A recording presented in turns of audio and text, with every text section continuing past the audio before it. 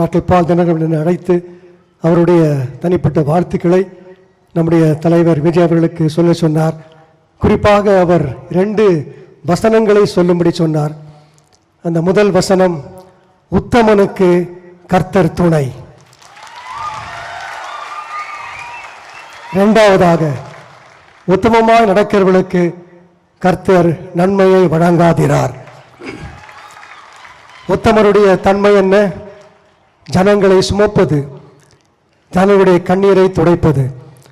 அந்த பணியில்தான் நம்முடைய அன்பு சகோதரர் விஜய் அவர்கள் ஈடுபட்டு கொண்டிருக்கிறார்கள். எனவே அந்த உத்தமருடைய பாதையில் தொடர்ந்து அவர் செல்ல வேண்டும்.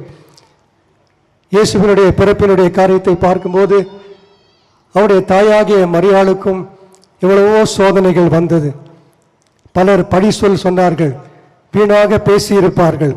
ஆனால் அந்த ஏளனத்துக்கும் அந்த பழி சொல்லுக்கும் அவர்கள் சற்றும் இடம் கொடுக்காமல், அவர்களை எந்த நோக்கத்திற்காக ஆண்டவர் இந்த உலகத்திற்கு அனுப்பினாரோ, மேசியாவாகி இயேசு தன் கருவிலே உருவாகி அவர்களை கற்பம் தரித்து அவர்கள் மூலமாக கோடிக்கணக்கான பிள்ளைகளை பெற்றெடுக்க வேண்டும் என்ற நோக்கத்துக்கு தங்களை அர்ப்பணித்தார்கள்.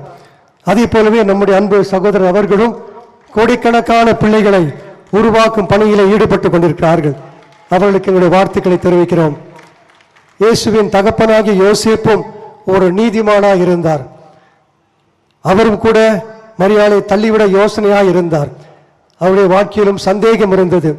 தேவதூதன் தோன்றி அவருடைய சந்தேகத்தெல்லாம் நீக்கி, உனக்கு பிறக்கப் போகிற மனைவிக்கு பிறக்கப் போகிற குழந்தை பரிசுத்தாவினால் உண்டானது, அவருக்கு இயேசு என்று பெயரிடுவாயாக. இயேசு என்றால் எல்லா ஜனங்களுடைய பாவம் நீக்கி ரட்சிக்கிறவர். அவருக்கு இம்மானுவேல் என்று பெயரிடுவாங்க. இம்மான் என்றால் தேவன் நம்மோடு இருக்கிறார் என்ற அர்த்தம். அதை ஏற்றுக்கொண்டு யோசேப்பு உத்தமராக அவர் வாழ்ந்து வந்தார்.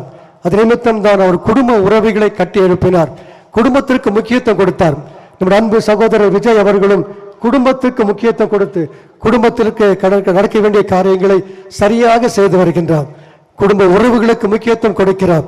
எனவே இன்றைக்கும் அவருக்கும் அவருடைய இணைந்திருக்க அத்தனை பேருக்கும் இயேசுவின் ஊழியத்தின் சார்பாக வாழ்த்துக்களை தெரிவிக்கிறோம்.